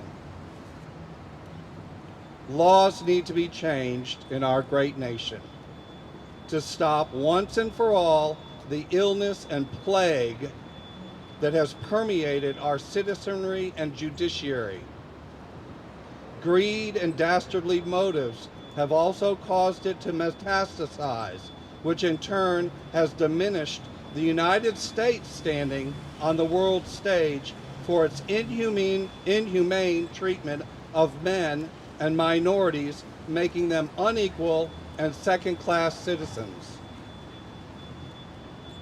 We stand with the true victims of domestic violence and affiliated groups, and we encourage them to join us to strengthen their efforts as we collectively stop those who would fraudulently abuse the laws meant to protect women, as opposed to using them as tools to advance their devious agendas, which include, but are not limited to, extortion, revenge, alibis, attention for fame and money, and for ego. It is an absolute fact that the barbaric, unjust actions of women who lie are harming other women. These are the very mothers, daughters, sisters, aunts, and grandmothers of the true victims, those being falsely accused, falsely prosecuted, and yes, falsely incarcerated. I am the product of hard-working German immigrants who have farmed in the heartland in the great state of Iowa for over 170 years, and of 3 Mayflower passengers who were also signatories of the Mayflower Compact, which is arguably our first constitution. And my lineage and bloodline descend from the very Native American tribe that greeted the Mayflower Pilgrims. I believe also King Philip's War was started because of the alleged murder of my 11th great-grandfather. My forefathers fought in the Revolutionary War, the Civil War, and in Korea. Therefore, as an American, I speak now to all of the current and future elected officials across our nation. What has happened to me and thousands of our citizens can happen to you and to your family. This especially if immediate remedies and curative actions do not happen through municipal, state, and national bodies. In the near future, legislation will be presented to the United States Congress in the form of a Reputation Recovery Act, and a national registry of false accusers will be established. Extrajudicially, reputations and careers are being obliterated and ruined in the media with little consequences to any media outlet. People are being forced to spend tens or hundreds of thousands of dollars to defend themselves, and people who cannot afford competent legal teams are being wrongfully convicted all of the time. False accusations are real, and they happen every day. I now speak directly to the American people and to the members of the United States House and the Senate. Just as I was twice elected Texas State delegate for President Barack Obama in his primary bid, who worked in a bipartisan manner with welcoming and gracious Republican Governor, Texas Governor Greg Abbott as the mayor, we worked together in unison. That's the point I'm trying to make. I ask and implore you, Congress, to join with the advocates for the falsely accused to end the vile acts of false allegations in the United States of America.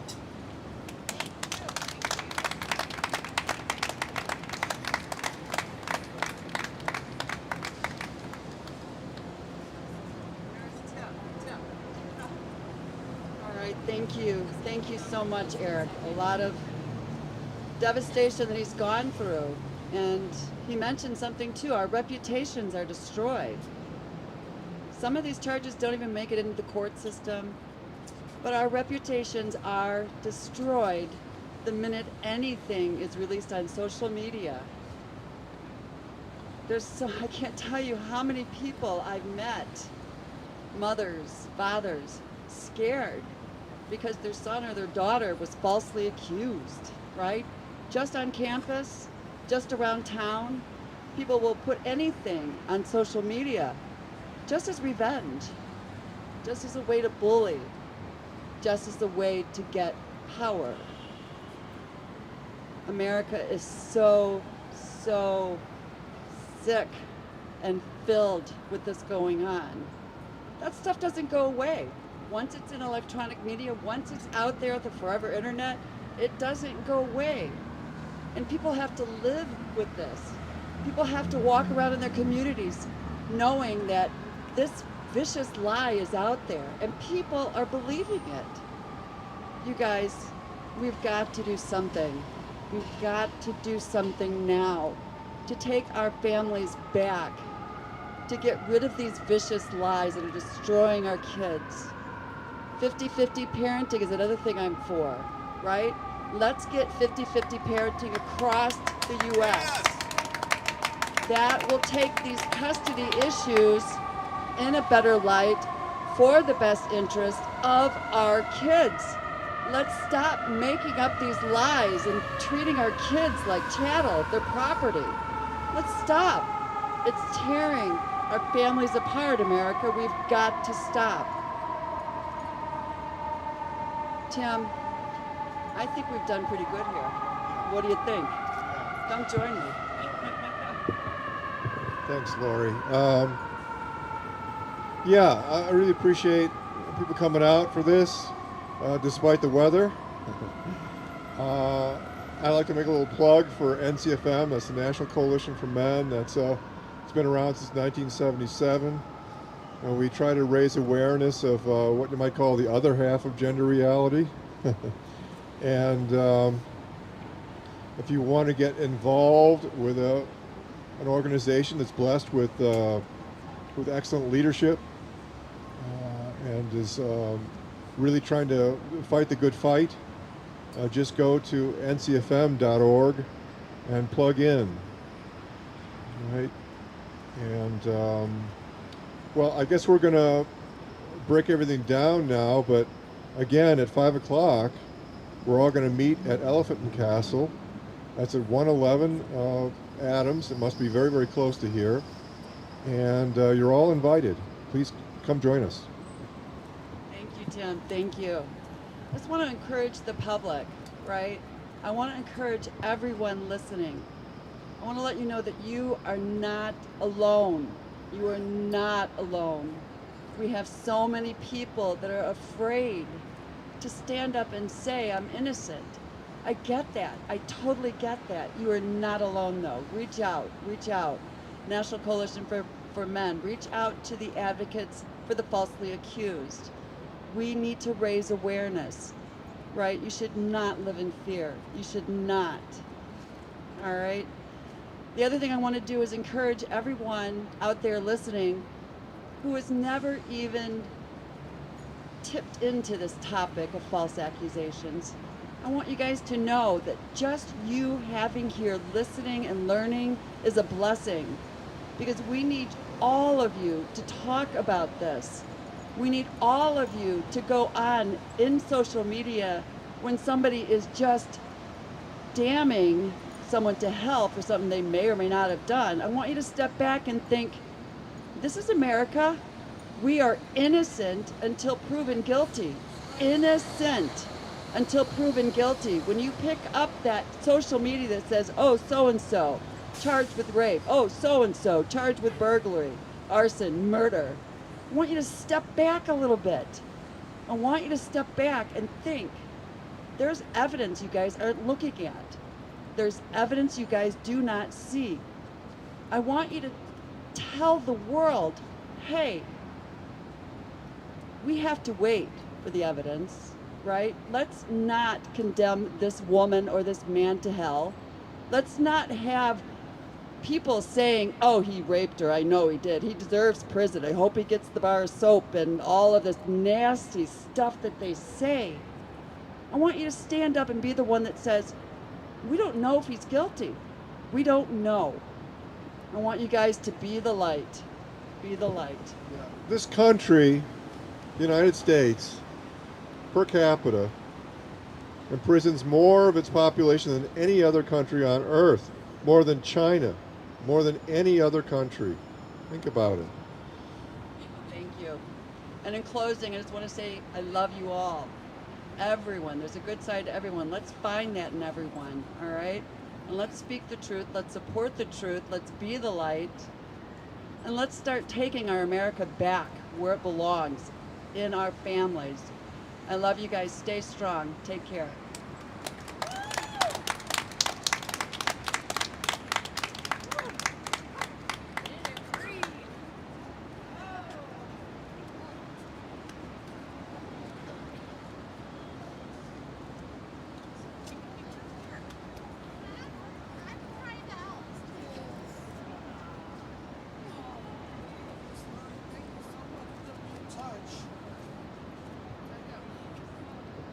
I believe the live stream is still going on.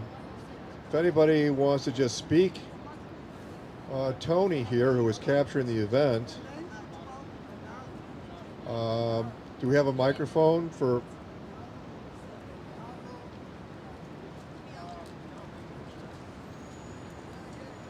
Just to keep this going. If anybody wants to, just step up and you can be on camera and with a microphone. If you have anything additional you want to add to it, thanks.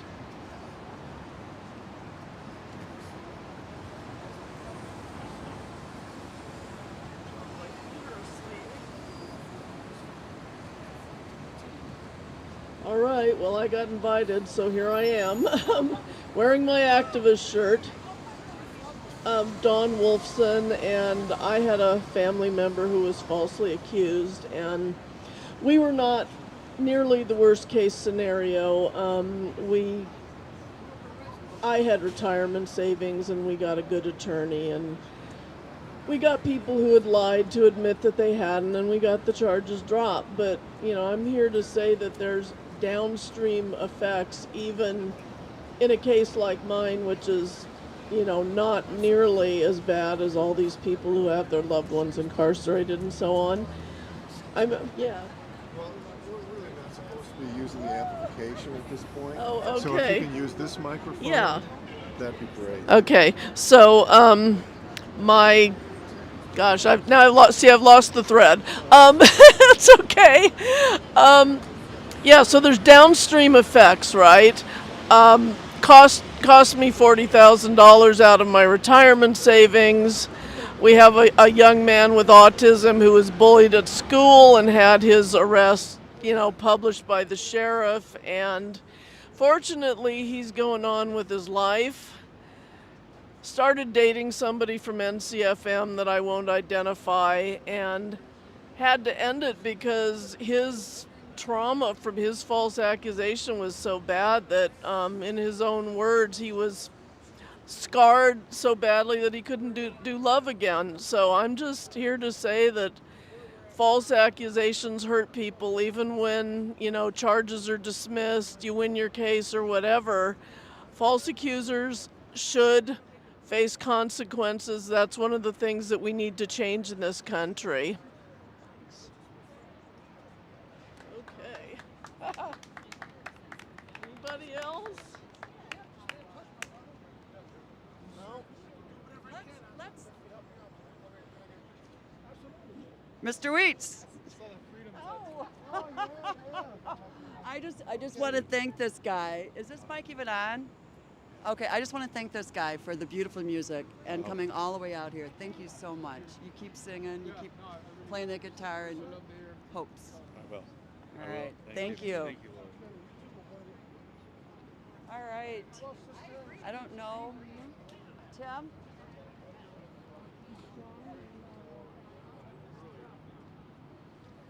We still are live here until 3 o'clock, and we may end early, right? Yeah. Do you have anything else that you want to? Well, I only have a few months of things to say, so I'll speak briefly on a concept called gender equalism. Lori spoke about equalism. So gender equalism is a gender-neutral gender politics. It's meant to it looks at gender reality in what I think is a balanced way. We believe that the sexes are and have always been equal. Not the same, but equal. The two ends of a balance beam need not be identical to weigh the same, and the sexes need not be identical to be equal. As I figure it, that throughout history, the sexes have been about equal in number, evenly matched, with about equal overall weaponry and efficacy. Have engaged in an equal partnership, applying an equal overall force of influence in the human system and equally responsible for outcomes. So this is a radically different way of looking at gender reality, but I can argue it well. And the benefit of looking at it this way is that it does not set men and women in a state of intersex rage, rancor, resentment, victim, and vengeance motives. It is possible to take a completely different outlook. That it's not just about men's interests versus women's interests. All right? For the most part, it's really about gender political liberals of both sexes versus gender political conservatives of both sexes.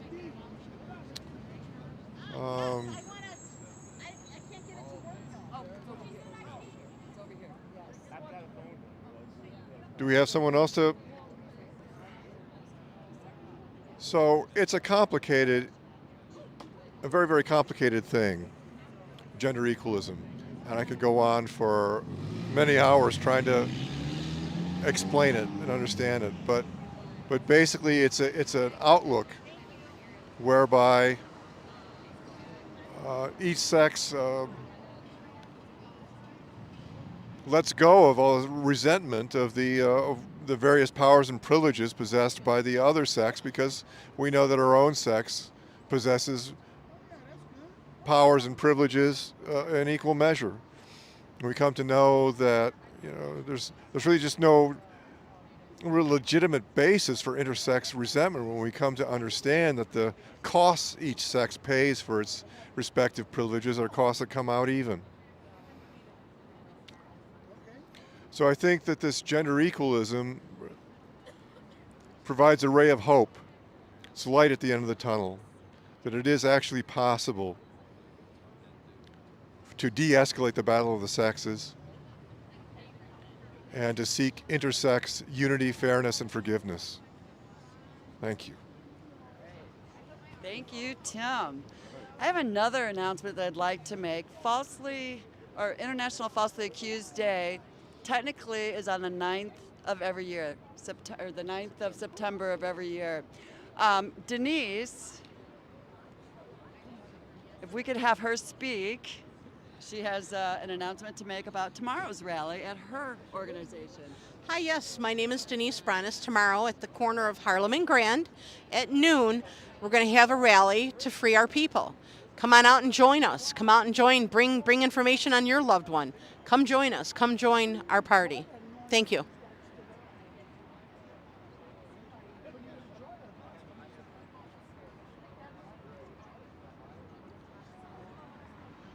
Okay.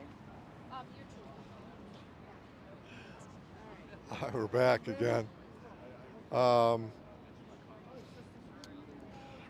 Well, things were looking very rainy there for a while. We were getting soaked, just inundated with rain, but thankfully the rain has stopped and it's very overcast, but it's all right.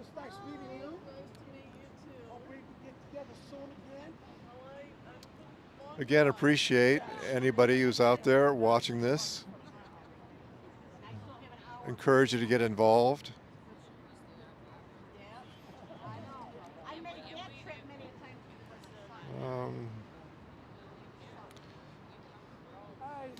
Yeah, I'll just say that, at times it just seems really bleak.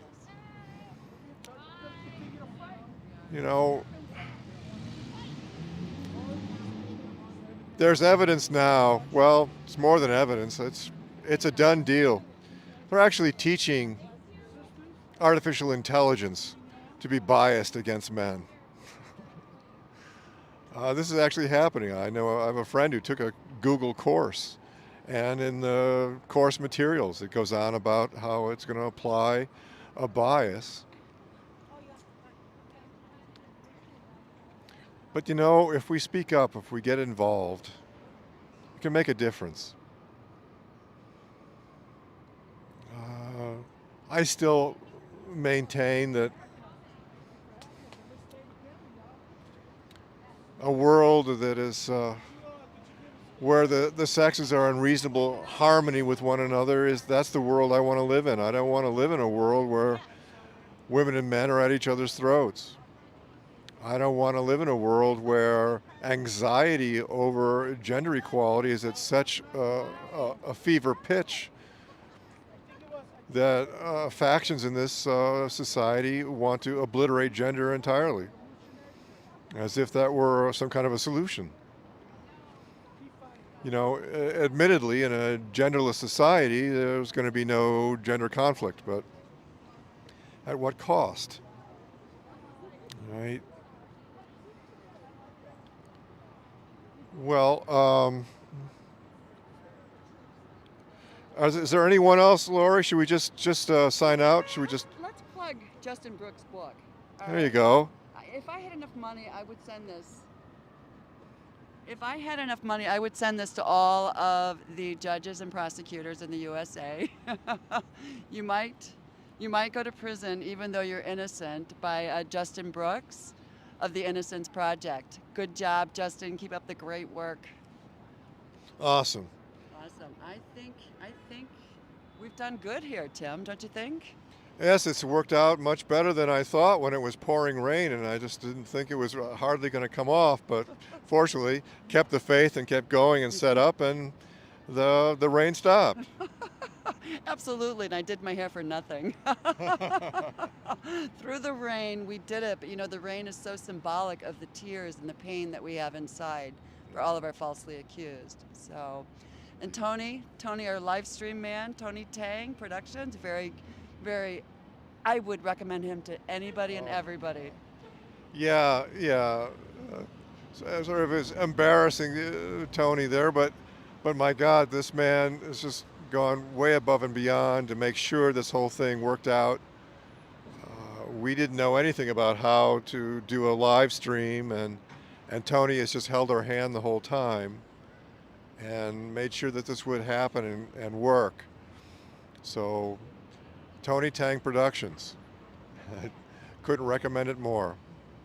I might as well plug my book while I'm at it. So I have a book, it's out on Amazon, it's called Loving Men, Respecting Women, The Future of Gender Politics.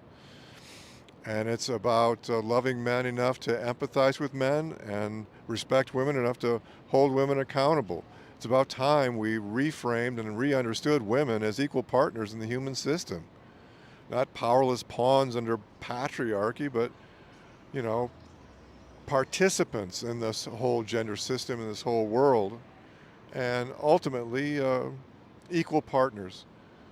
It's appalling to view woman's legacy as that of property and chattel. This whole victim interpretation is outrageous. Woman has always played an equal overall force of influence in the human system. And she is equal partner and equally responsible for outcomes, both good and bad. Yeah, I agree. And I know that there's a lot of women out there that don't buy into this, that they really love their men. And amen, right? Let's stand up and let's show the toxic leaders, just the toxic leaders that are stirring all of this up, and let's just show them, hey, that's not what we want. We want equality, all right? Let's just come together and start supporting and loving each other and respecting each other. Right. Should we close this up then, you think? I think we should, Tim. Let's just... I mean, it stopped raining, but... Well, unless somebody else wants to speak, I think we should give it a closure. I think we should. All right. All right. So thank you all for coming. It's been a successful event. Really appreciate all those who have stuck with us. And we'll catch you next year. We do this every year. And thanks again, and take care. Goodbye. God bless. You guys stay strong. Know that you're not alone, and we're always here. Take care. National Coalition for Men, thank you. Our group here, the Advocates for the Falsely Accused, thank you. And all of you out there watching, stay strong, stay hopeful. Thank you.